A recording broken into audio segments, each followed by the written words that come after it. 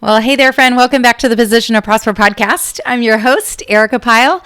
And today we're going to talk about failure to launch. We're going to talk about the 5 reasons why 4 years, literal years, I had a business that God was speaking to me about constantly to get launched. And I couldn't do it. And if you know me, I'm a go-getter. I am a super successful go-getter type girl. And my whole life I've been like that. And for whatever reason, and I'm going to give you the 5 reasons, I couldn't seem to get this thing launched.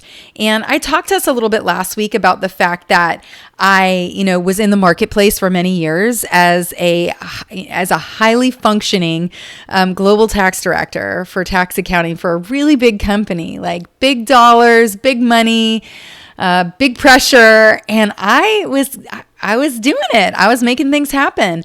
And then I switched over to the ministry and entrepreneurial space, years ago, like 2011, 2012, really. And from there, I struggled to get my business up and running. And this was something that the Lord was speaking to me about. So if you're the kind of girl who, you have, you've got vision boards and you've been, planning, and maybe you've started some things. Maybe you have some apps. Maybe, you're working on Canva. Maybe you've got like an Asana or a Trello board, ClickUp.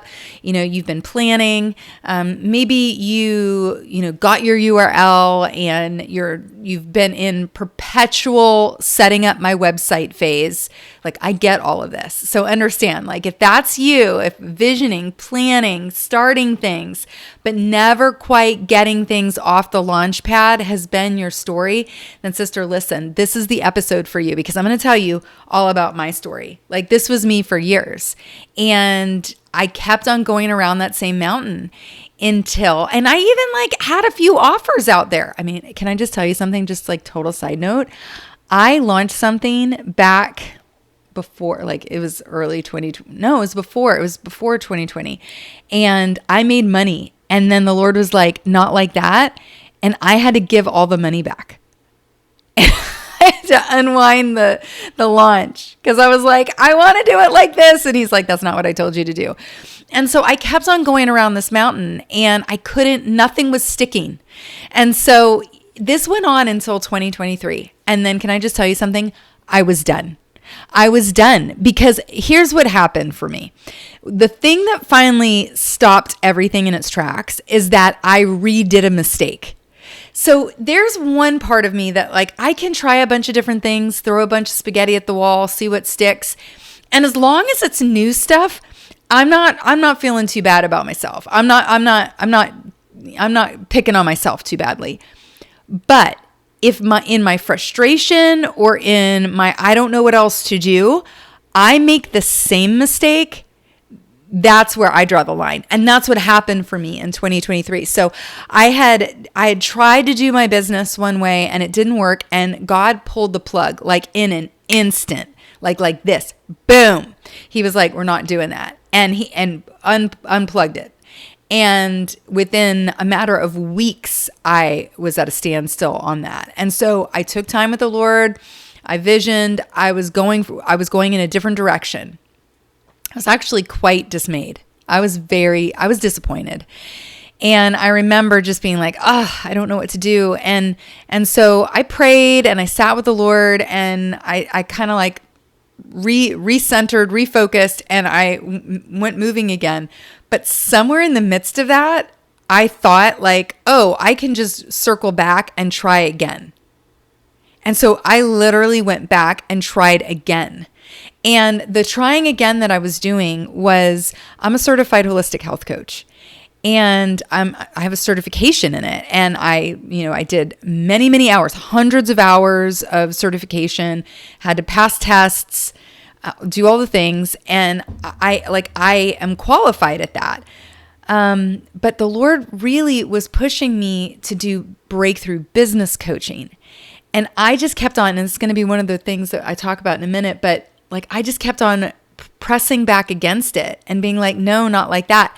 And so I had put down the health coaching as the front facing piece of my business. And I was like, okay, we're not going to do it that way. And then somehow I circled back around. And when I went to relaunch everything, I was like, no, I want to make this health business, this health coaching stuff, the front of my business. And I did it again. But in 2023, I had a real come to Jesus moment because I realized I was just making the same mistake. And the Lord was like, no, not like that. And that was the moment. And I dug in at that moment and I got real with the Lord. And, I repented for some things. And I just was like, Lord, what is going on? And through that conversation, that ongoing conversation over a few months with God, I found 5 reasons for why I was constantly stalling, stuck, and restarting. And if you found yourself in that place too, then chances are that you probably have one or more of these reasons circling around your camp too. And so that will be a really good reason for you to stay tuned in and listen to this episode, okay? So if you'd like to know what my 5 reasons for not ever getting off that launch pad really were, if you want to know what those reasons were and how I finally figured out how to break through in those things, then sister, this is your episode. I want you to grab your Bible, your journal, and a pen, and let's get into it. All right. So here's the deal. I found that there were 5 reasons for why I couldn't get the business that God gave me off the ground for years. And when I finally figured it out, I hit breakthrough. And within literal months, I was seeing a totally different result. So since 2023, when I made the pivot after having these revelations about these 5 things that were keeping me stuck, and praying, asking the Lord what to do about them and doing what he told me to do, I had an absolute pivot in my business and it took off.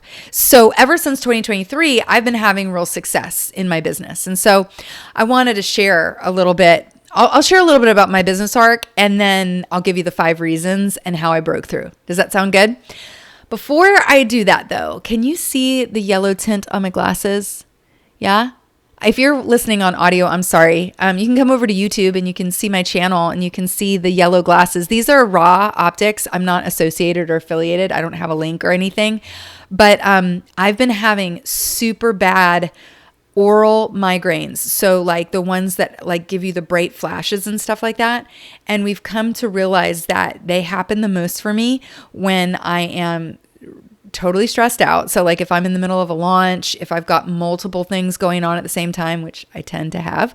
And then also if I'm looking at my screen a lot, and on times when I'm in launches, I'm constantly looking at the screen. Well, when that happens, these headaches kick up a lot more. And we've found that these are the daytime glasses, the blockers for daytime. The nighttime ones are like red. I haven't gotten those yet. But I've been having to wear these because I've been on my computer a lot lately. I'm getting ready to go into a launch in a few weeks. So building up a lot of new things and looking at my screen a lot. This is what I normally wear as readers. And those seem pretty tame. So I'm sorry if we're looking at yellow, but it's gonna save my brain for today. All right. And I'm also going to look at my notes a little bit today because I'm looking in my journal. I'm remembering back to what really happened. And so I want to share with you authentically. And so little about my business arc, and my aha moment in 2023 when I finally decided that I was going to lead with my breakthrough business coaching. So I started out I was like, I've told you last episode, I'm an accountant. Like that's my background. I had a CPA license. I do still have a CPA license. It's just in retired form. So I retired my CPA license. But, I worked for a Big 4 accounting firm, and then I worked for a Fortune 500 company as a global senior tax director. And I did all these big big time tax things and accounting things.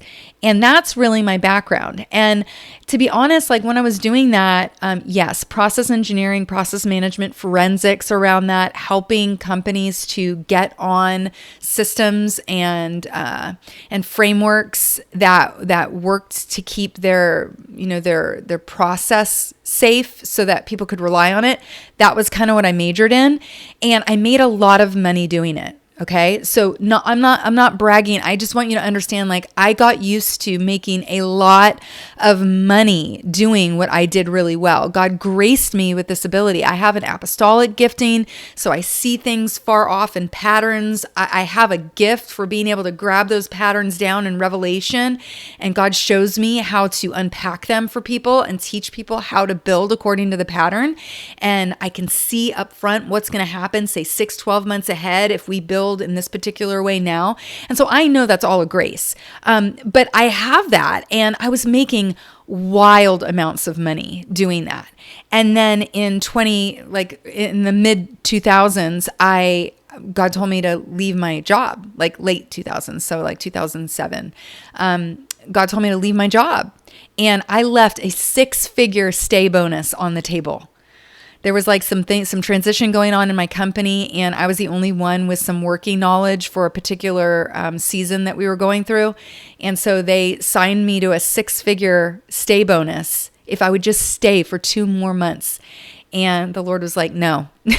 So I gave up not only this massive salary, annual salary, but also a 6-figure stay bonus. I walked away from it to obey the Lord.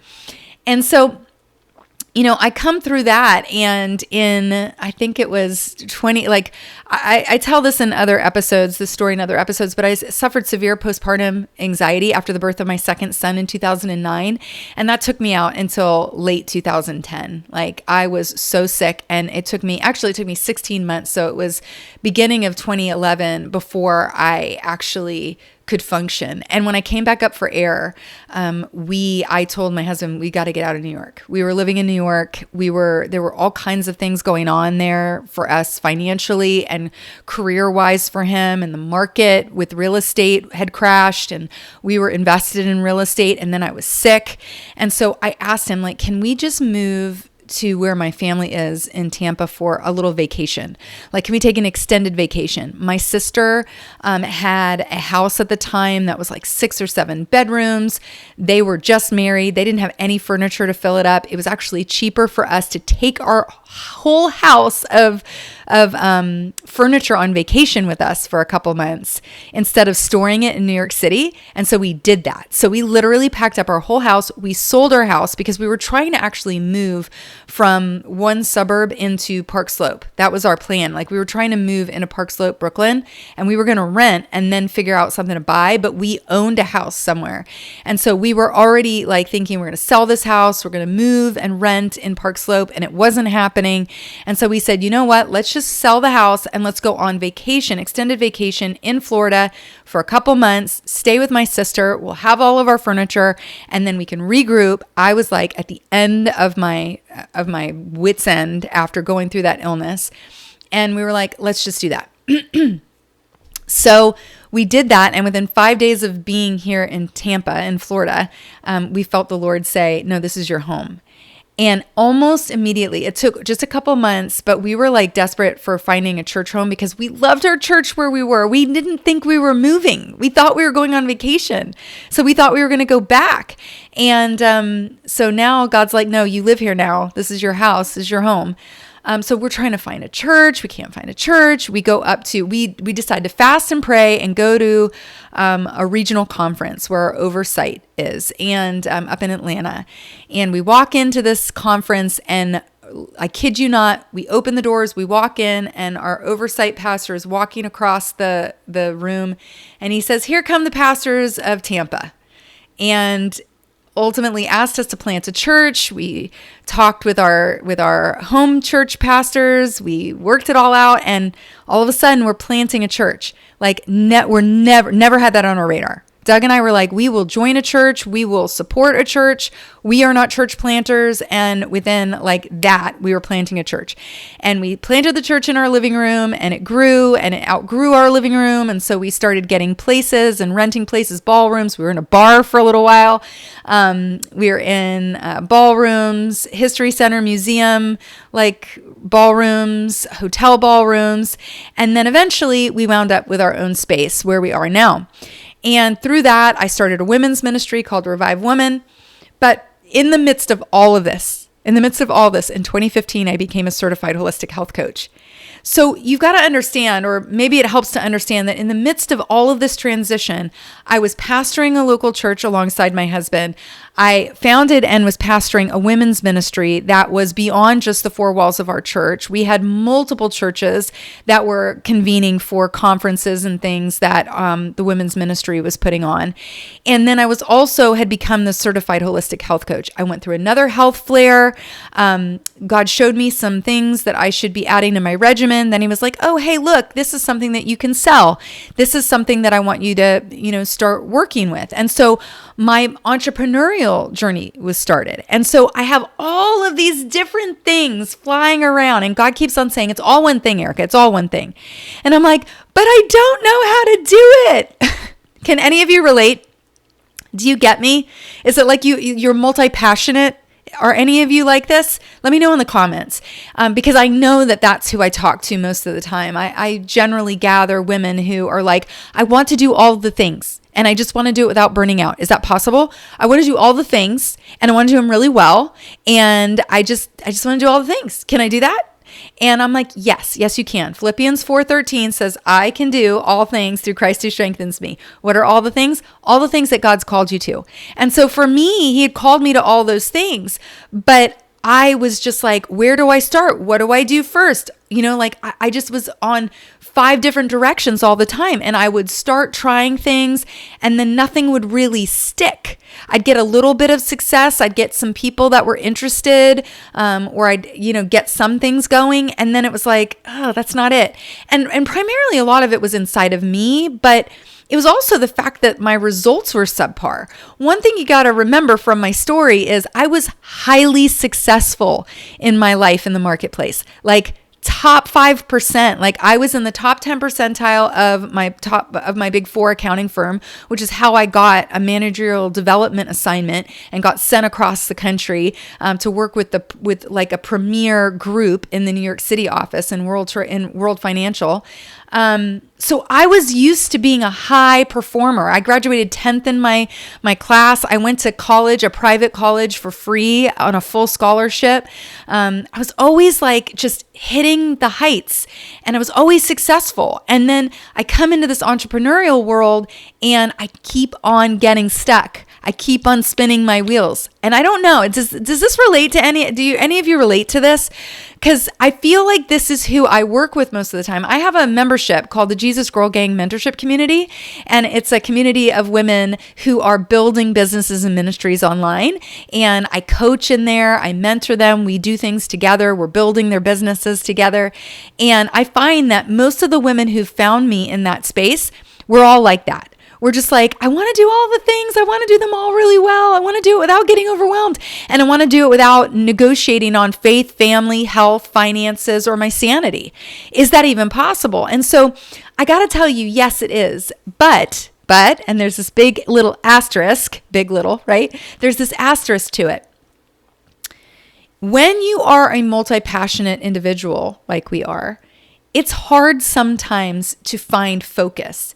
And you don't know what you don't know. So just because I was really successful in marketplace, and just because I was really successful at process engineering and management and teaching people process, didn't mean that I knew how to edit my entrepreneurial vision and execute on it. I didn't have those skill sets. No one in my family was an entrepreneur.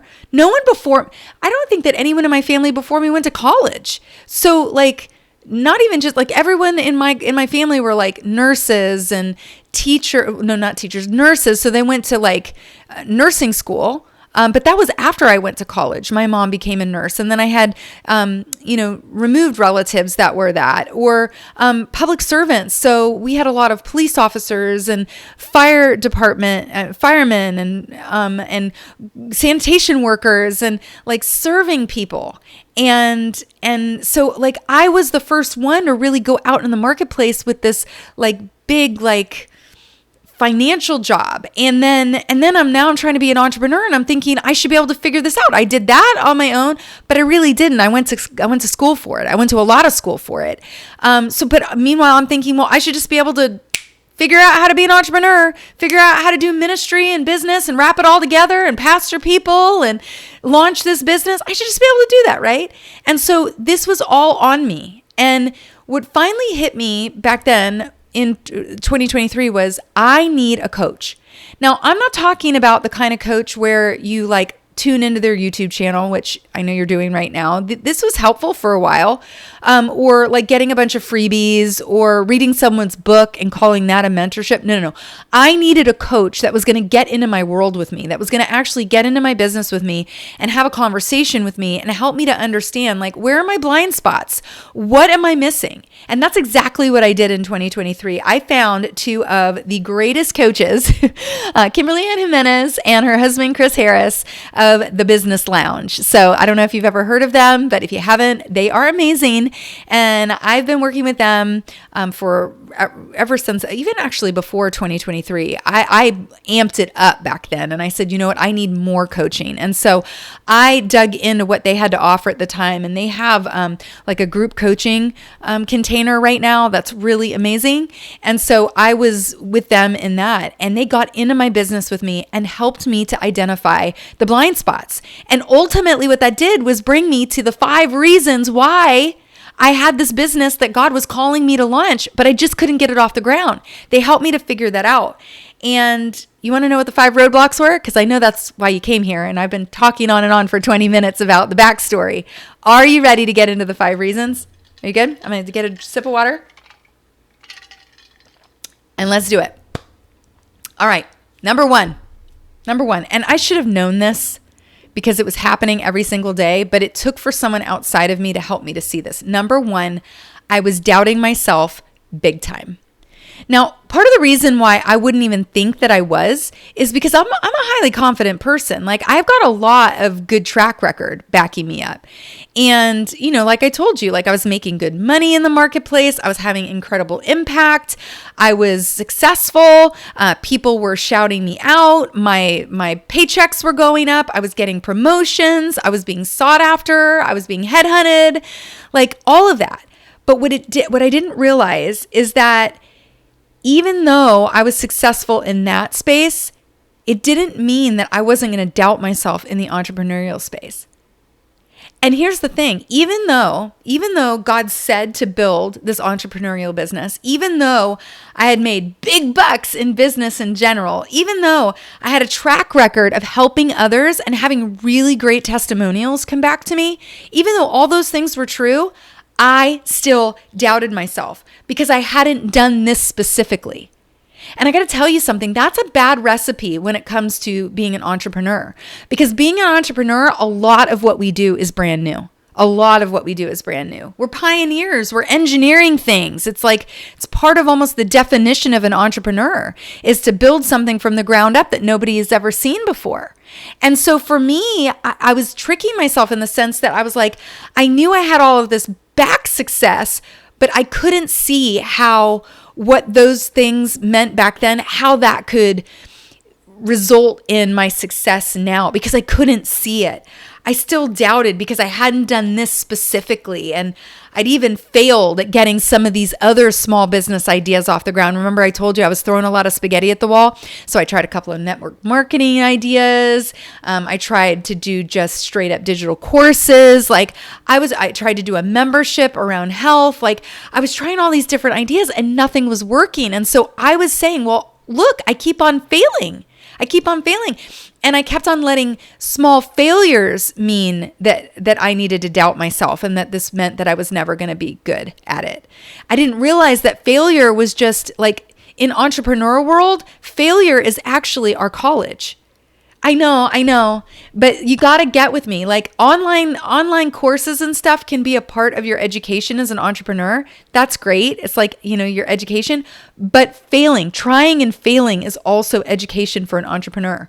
And listen, can I just be honest with you? And I bet you this is true for some of you too. I don't like failing. And quite frankly, again, this is not even a humble brag. Okay, listen to me. I didn't fail very much before coming into entrepreneurship and ministry. I didn't, because there's a playbook to how to succeed in going through school and going through college and getting a traditional job. There's a playbook. It's a very well-defined path. And I did it. I graduated 10th in my high school. I got the full scholarship. I did everything I needed to do to get the scholarship and to go to college for free. I got into the Big Four accounting firm. I got into their managerial development program. I got transferred to the big job. I got the big bonuses. I got headhunted and went to the big company, right? There's a pathway for that, but there's not an easily defined pathway for entrepreneurship. And so even if you're a kingdom entrepreneur, someone who is in relationship with God and he's ordained you, anointed you, and commissioned you to build a business, there's still stuff about building an entrepreneurial business that you're going to have never done before. And the only way you're going to know how to do it is if you try and you fail a few times. And for me, I am a recovered perfectionist. So it really challenges my nervous system. And so, I had convinced myself that because I couldn't see success with my eyes just yet, it meant that I was never going to succeed. And it was really wearing me out. It was causing me to spiral. And every time I took a step, because all I could see was potential failure, it was blocking my good outcome. It was blocking my ability to succeed. And so I want you to understand that if you are constantly doubting yourself because you haven't seen yourself succeed yet, understand that's a circular reference. You're never going to be able to break out of that cycle, because until you drop the doubt and you trust God and you take the step in faith, you're never going to be able to create the outcome that actually builds that feeling on the inside of you that you could be successful. Does this make sense to you? So I decided, despite the feels, if God said it, that settles it. His word doesn't return void. That's Isaiah 55:11. Okay. And my call, what he's called me into, that's actually a word. His word doesn't return void. And the purpose over my life, the assignment that he's placed on my life, that's actually a word from him. It's a command and a word. And so that means that won't return void. And doubting it is doubting God. Doubting the assignment is doubting God. And I didn't want to do that. So I actually had to Jesus juke myself out of doubt and into faith, because I was like, if I doubt the call on my life and I refuse to move forward because I can't see it, then that's doubting God. And I am not a God doubter. If I'm not anything, that's one thing I know I'm not. That's one thing I will never doubt is God. And so that's how I got myself out of self-doubt. And I started saying this thing. He gave it to me. I was driving one day and he was like, Erica, say this. Even if, even though, even so, I will go. Even if, even though, even so, I will go. And you can fill in those blanks. Even if I don't know what I'm doing just yet. Even though it feels like I'm dying and I'm going to fail. Even so, I'm going to go. I'm going to do the thing that God told me to do. And so you can fill in the blanks. It was so helpful to me. And I would pray through that. I'm like, God, even if, even so. And he'd be like, yes, yes. All right. Even so, I'll go. I'm going to do it. And so that's how I got past doubt. It's not sexy. It's not cute. It's not easy. I made the decision despite my feelings because I felt the doubt. The doubt was visceral for me. It was. But I am someone who's going to obey the Lord. And when I realized that the call on my life to build and launch this business was from God and it was a word and his word doesn't return void, that did it for me. Even if, even though, even so, I will go. That was reason number one, and that's how I fixed that. Number two reason why I was having a hard time getting this business off the launch pad was I was afraid that no one would want what I was offering enough to actually pay for it.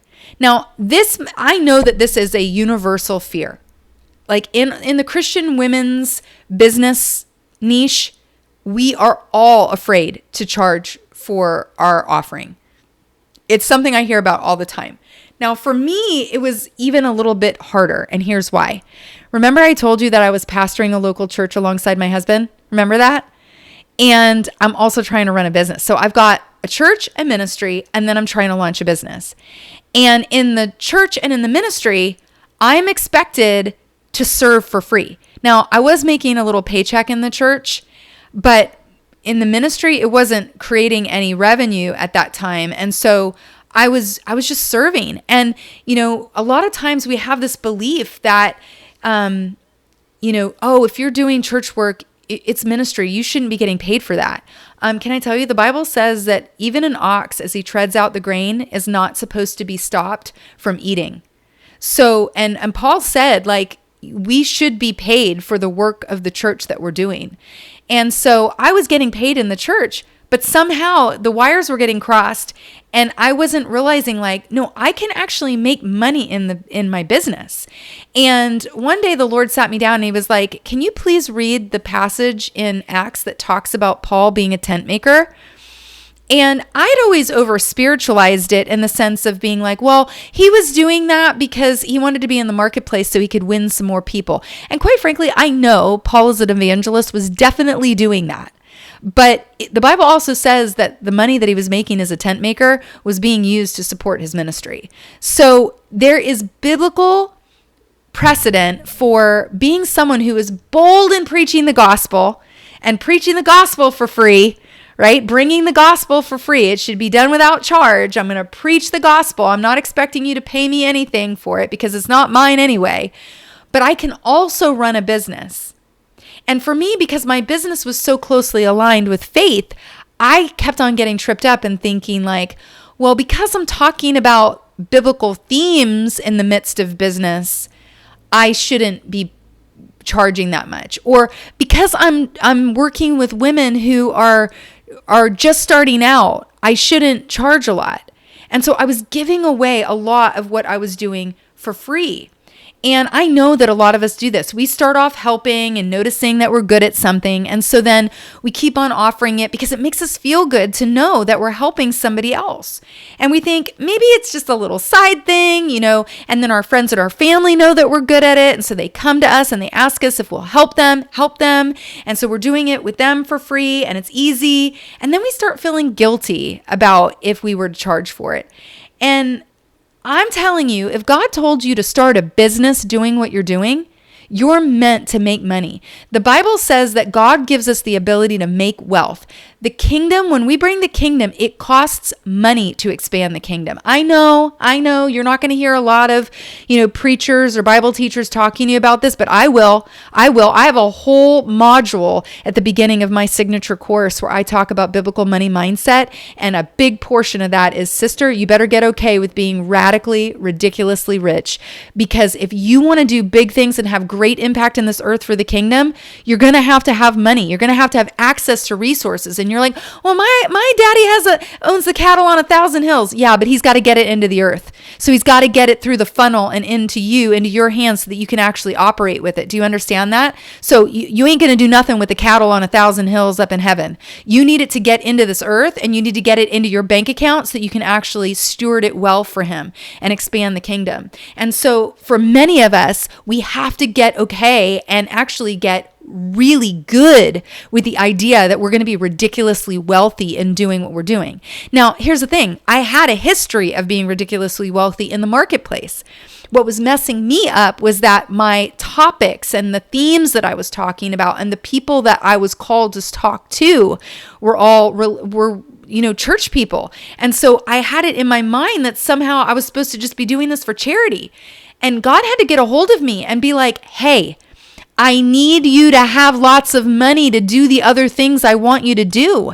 And I'm like, well, you're going to have to show. And he's like, Moses, Abraham, Paul, Jesus. And you guys are like, what? Jesus? He was poor. No, he wasn't. When he was born, there were kings from other countries that came and brought him camel upon camel upon camel of king's gift of frankincense, gold, and myrrh. Some historians, biblical historians, believe that that was enough to fund his entire life and his entire ministry. A king's amount, because they came to worship a king. So if you've been hearing the story that Jesus was poor, go back and read the beginning of his story and how the wise men, the kings from the east came to worship him and brought him gifts. It made him a very rich baby.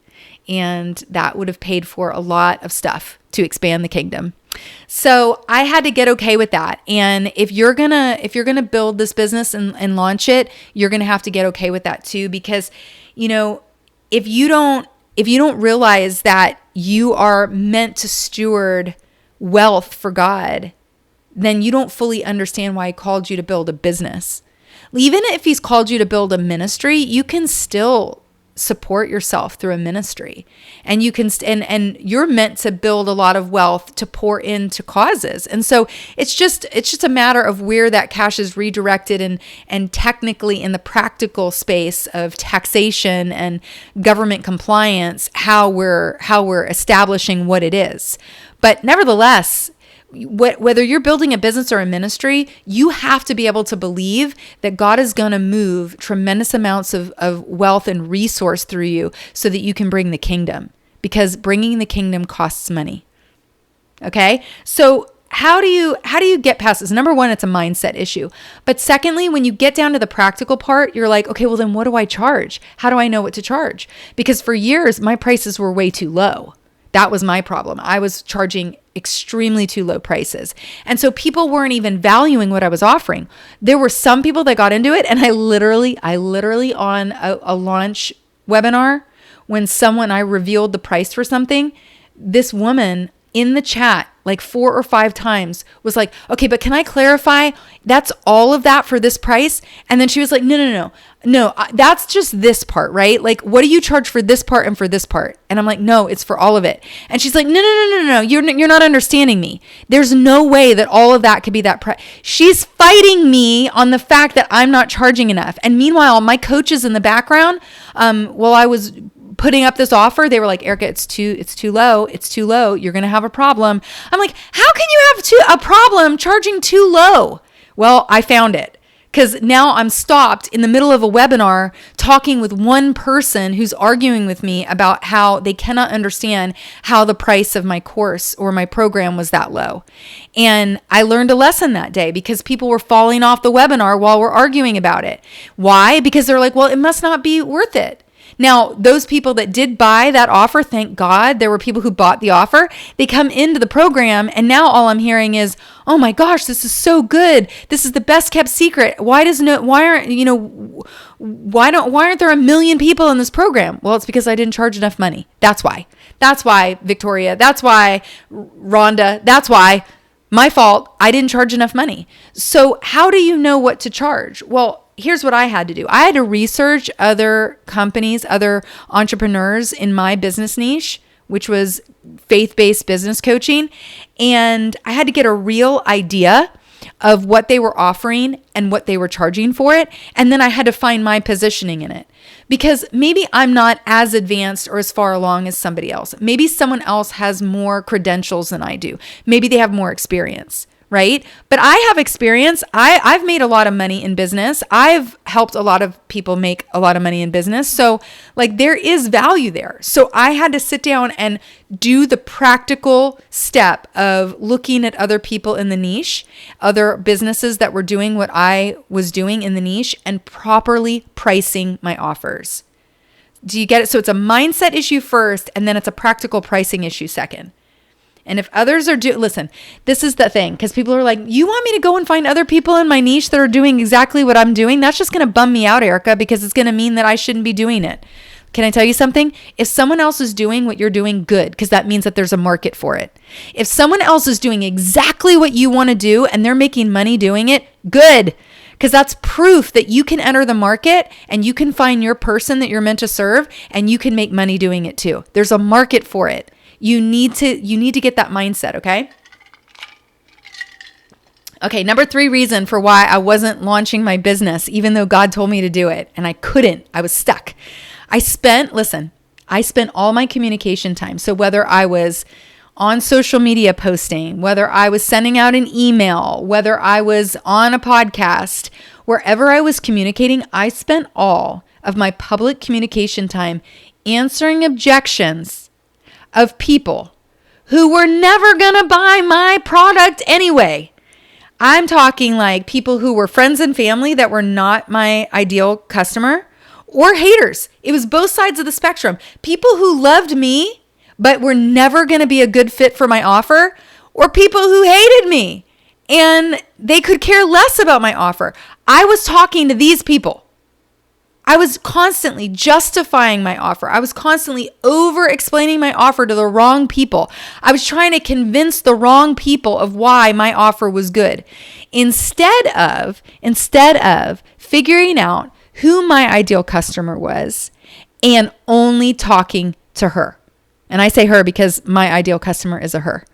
And I had to, and this is where my coaches were so helpful with me, because they were on me 24/7. They were like, you need to clearly identify who she is and who she isn't, because you need to know what are her fears, what are her pain points, what are her desires, what are her dreams, and how does she talk? And how does your offer solve her problem? And what is her life going to look like after she encounters your product, your service? And is that where she wants to be in X number of years? Are you going to be able to get her to where she is in her dreams? Are you going to be able to future pace her? Can you show her that you have the goods to get her where she wants to go? That's what I should have been talking about. But instead, I was over here like handling objections of people who were never going to buy my stuff. They were never going to join my membership. They were never going to take my courses. They were never going to take my advice. They were just never going to. You see, I feared what people thought about what I was doing. And people who didn't pay my bills and who were never going to pay my bills because they were never going to buy my offer, those are the people I was talking to. And you're never going to launch your business if you waste time doing that. Like, I hope that this is a big mind-blowing aha moment for some of you. I want you to drop the mind-blown emoji if this is an aha for you. Are you going out on your social media and constantly talking to the wrong person, the person who's never going to buy your stuff anyway? Are you using up all of your public conversation time to justify and explain why you're good enough to offer what you're offering? Like, are you constantly like diarrhea of the mouthing your resume to prove to people that you should be able to charge money for what you're offering? If you're doing that, you're wasting time. And here's the worst part. Constantly justifying and explaining and defending your offer and your assignment is actually driving your ideal customer away. Because people can smell the doubt on you. They can smell it. They're like, they don't believe themselves, so why should I? And people can only believe you to the point that you believe you. And so you've got to stop messing with people's objections and criticisms if they're not your person. You should only be looking towards the person that God has called you to serve with your offer, and only them. And you need to craft all of your communication, all your language, all your offers, all of what you do towards that person, because that's the type of person, that's the ideal customer that God wants you to help. And when I did that, I got to tell you, this was one of the biggest shifts, one of the biggest pivots that I saw in actually getting my business off the ground. I got super clear with God's help and my coach's help on what my offer was and who my ideal customer was. And then I only talked to her. I only talked to that woman about how I could help her with my products to get her where she wanted to go. Because see, they're always asking what's in it for me. That's the person that you want to sell to. They're always asking, what's in it for me? And that's the question that we have to answer. So I had to speak to her fears and problems with solutions that I offered. I had to speak to her desires and dreams by future pacing her and helping her to see how my membership, how my course, how my coaching was going to help her to get there in an accelerated fashion without overwhelm and without having to negotiate on her faith, her family, her health, or her sanity. Like, this is a big deal. I had to answer the question for her, can this really work for me? I had to answer the question for her, will this be worth it? And I had to make pictures for her with my words to help her to understand the transformation she could absolutely expect if she went on the journey with me. Those were the types of things that I needed to talk about. Not justifying and excusing and dealing with objections from people who are never going to buy from me anyway. Does this make sense? Because see, I had to learn this. This isn't about me. My business isn't about me.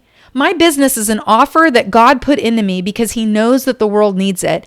And it's going specifically to people that he's called me to help. So it's not about me. It's about the ones that I'm called to help. And I help them with the solution that God put on the inside of me. Does this make sense? And so that's why I should only be talking to the people that he's called me to help about the solution that he's given me to hand to them. And yes, I'm going to charge them money for it. But here's the thing, like, people are willing to pay money for solutions, especially if they can't figure it out or if they don't want to spend the time to figure it out on their own.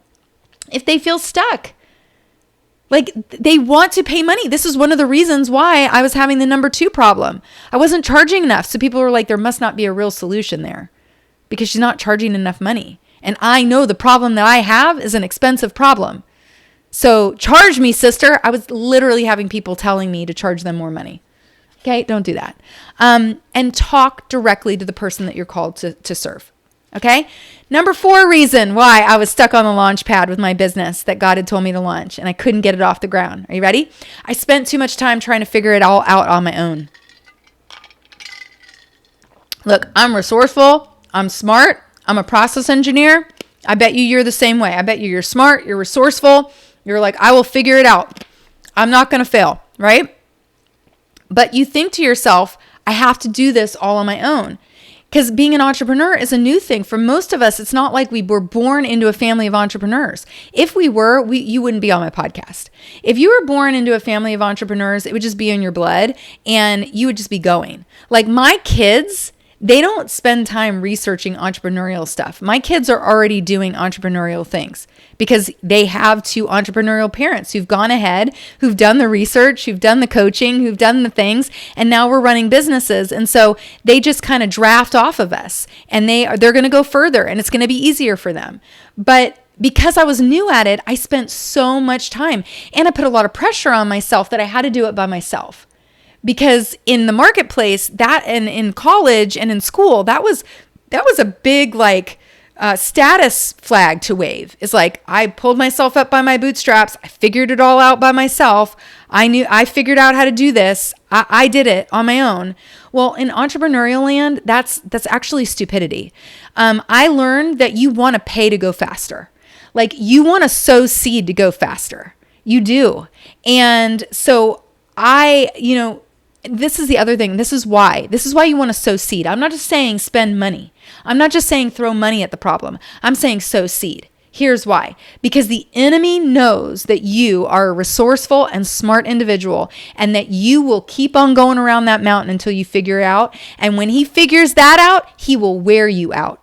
He will keep you going down rabbit holes. You'll be on your 50th YouTube not getting the full answer. You'll be down some thread on Instagram scroll or TikTok. You'll be on your 30th freebie. You'll be listening to all kinds of competing information and he'll be wearing you out. And it's like, no, you need to stop and you need to ask the Lord, how should I do this? How do you want me to do this? And I'm going to guarantee you right now that for most of us, he's not wanting us to do it alone. He wants us to find those shortcuts. He wants to give us the shortcuts. And sometimes it means that, like, you know how like a toll road is usually a shortcut to the general public roads? Yeah.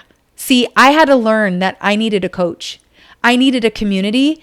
And I needed the support of a community and the help of a coach because there were some things that I was dealing with, doubts and lies and fears and skill sets even, that I couldn't access. I couldn't even see my need. I couldn't even see what I needed to deal with because I was in it. It was familiar to me, but I was new to entrepreneurship. So I didn't like I didn't know the best way to break out.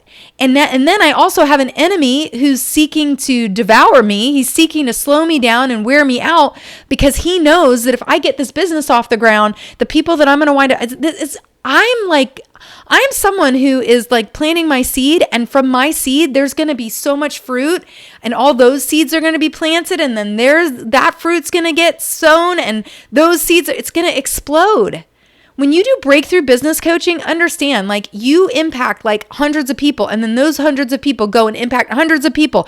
And it becomes this multiplication, this exponential thing. The enemy is like, I'm not going to let Erica succeed. She might have been successful back there on her paycheck to paycheck moment, get a paycheck for hours worked, dollars for hours worked, but entrepreneurial, leverage, expansion, exponential, I can't let her have access to that. So I'm going to let her believe the lie that she has to figure this all out on her own. And God came to me, grabbed a hold of me back in 2023, and he was like, you need to invest money, and you need to get a coach. And I was like offended. And I was like, I'm not making any money. I can't see that. And I talked to my husband about it, and he was like, I'm going to invest in that. I'm going to invest in you.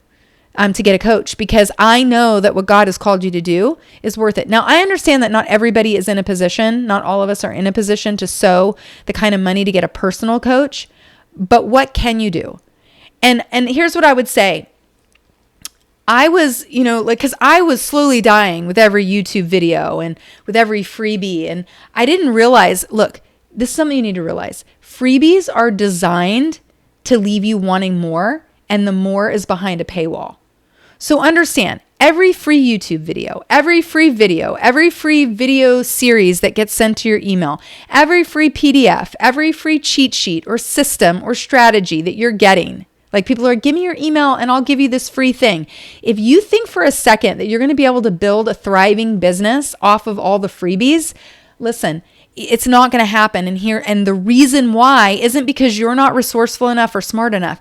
It's because the way that we are taught to create freebies, opt-ins, is to give just enough that people want the next piece. And the next piece is the crucial piece, and you put it behind a paywall. Because it's valuable. Because if I'm a good business owner, I'm going to charge you for the secret sauce. I'm going to charge you for the proprietary system or framework. I might tell you what it is, but I'm not going to tell you I'm not going to show you step by step how to do it. That's my value. So I'm not going to do that. And so if you're thinking that you're going to be able to build your business on all the freebies, it's just never going to happen, because freebies are exactly designed to not give you that piece. So I had to realize that number one, don't have to figure it out all on my own. And if I go with all the free stuff, I'm going to get chaotic. I'm going to get confused. I'm going to get worn out because I'm just trying so many things. I'm just like, it's never going to work. And so I prayed, and I decided on the coaches in the community that I could invest in that could help me to go faster. And really what happened, I got support there. I learned skill sets in that community. I was able to process out loud with other people and get their help and their support. They held space for me, and my coaches were faith-based coaches, like they were Christians, and so they knew my value system, and they could hold that space for me in the faith space. There was accountability, but also they had processes and systems and frameworks that they taught, and I learned all of these things through their framework. Okay. And I realized something, because I'm a framework maker. I'm a process engineer. And so I kept on thinking, like, I can't go and use someone else's framework or system, because then that means that I'm not a good process engineer. That's not true. In the kingdom, we use something called apprenticeship. If you look in the Bible, everything is done by apprenticeship. Jesus apprenticed as a carpenter. Did you know that? Right? And then you've got, Paul was a tent maker. They used apprenticeship. Prophets, they had a school of the prophets. Elisha was Elijah's apprentice. And so, like, it's biblical to apprentice. And so I'm like, I need to go in and I need to apprentice under someone else's proven framework. I need to learn the skill sets and the things that I need to be doing under somebody else. And here's what I didn't realize is that when you learn under someone else's system, eventually that's what makes you able to create your own systems. Okay, so more on that in number 5. Are you ready? Here's the last reason, the number 5 reason why I was on the launch pad with my business that God told me to launch and I still couldn't launch it. Are you ready? It was because I was constantly trying a new thing every single day. I was constantly throwing spaghetti at the wall to see what would stick. And I didn't have a roadmap. I didn't have a blueprint. I didn't have a framework to follow consistently. And what I didn't realize is that in the beginning, you have to apply stuff consistently to get the foundation to set. Like, can you imagine trying to launch off of a launch pad that's liquid? You need something to thrust off of. Have you ever seen, like, I live in Florida and we have on the East Coast, we have where the shuttles used to take off, and I had gone to see some of the shuttles take off before. And there are these big, like, wells around the launch pad, but they are on this extremely strong base because they need to be able to thrust. And the fire and the firepower that comes out from behind, they have to have these deep wells of water and these deep concrete things that hold all that thrust so that they can go up. Okay? I don't know if you're aware of this. So if you want to launch something, you've got to have a really strong foundation. And when you're constantly trying a million different things and you're not doing anything consistently and you're not finding anything that consistently works and building that foundation, you're never going to have a stronger enough foundation to launch off of. Aha. And this was the biggest mistake that I was making. So, and this was a problem for me because I'm apostolic. That's my gifting. That's my role. And so I was like, this is wild. How did I not realize this? I am built to get a pattern, to see a pattern, and to help people build according to a pattern. But somehow I thought that I was too good for that. Somehow I thought that I was beyond that. It blows my mind that I didn't realize that I need a blueprint or a system to learn on just the same as anybody else. See, I wanted to succeed faster. And so I thought that meant that I just needed to try a bunch more things faster. I just thought, well, you know what? If I can just try a bunch of things faster and faster, then I'll know what doesn't work and I'll figure out what works. But I didn't realize that was just going to keep me spiraling and burning out. What I needed was doing something consistently that actually worked. And so I picked my coach and my community mostly because of the framework that they used. And they showed me and proved to me that it got people results. And that's what sold me on it. So they explained a framework to me, and then they showed me that the framework had worked for other people like me. And so I said, you know what? I'll try that. And so I invested in their program and I started learning according to their framework. Now, here's the thing. Since then, since committing to their framework, I built my foundation, my business foundation, and I finally was able to launch. And that was a big turning point for me. I didn't realize that I needed a consistent framework to be able to build that firm foundation so that I could finally get enough thrust and resistance so that I could launch.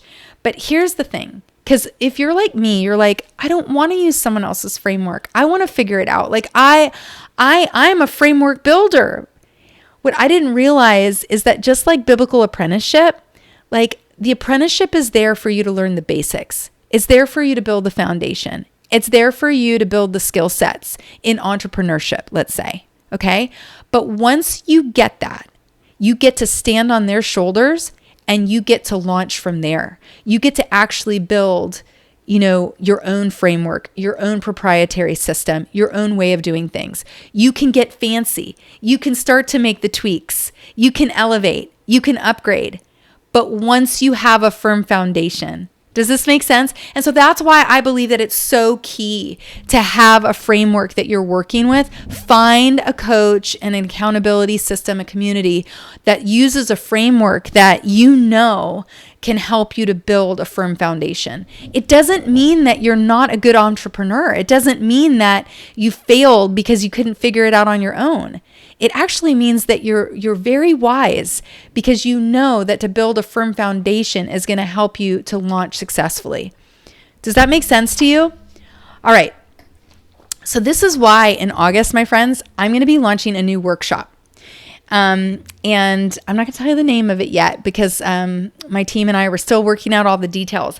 But inside the workshop that I'm going to offer mid-August, I'm going to be sharing with you my framework for launching an online business. It's called the Build with Faith Framework. Build with Faith framework. So if you've been trying to launch an online business and you just can't seem to get off the launch pad, if you are resonating with any of the 5 reasons for why I couldn't get launched back then, if you are knowing now that you need a system or you need some kind of a framework or a blueprint to consistently start with so that you can get your foundation built and set so that you can launch from there, if you know this is you, then sister, I want you to stay tuned for the information for that August workshop, okay? Like seriously, stick close. I want you to subscribe, follow me over on social. I'm at Erica Pyle on Instagram. Stay close. Let's start the conversation now.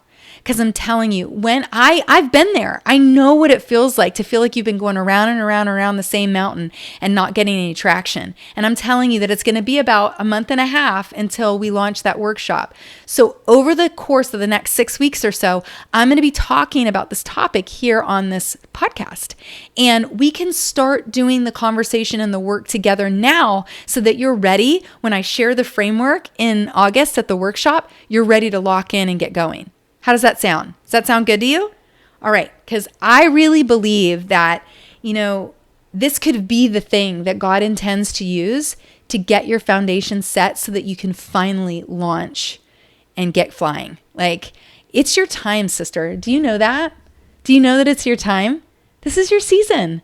If you're listening to this podcast and if you're still here listening, this is your moment. Don't let it pass you by.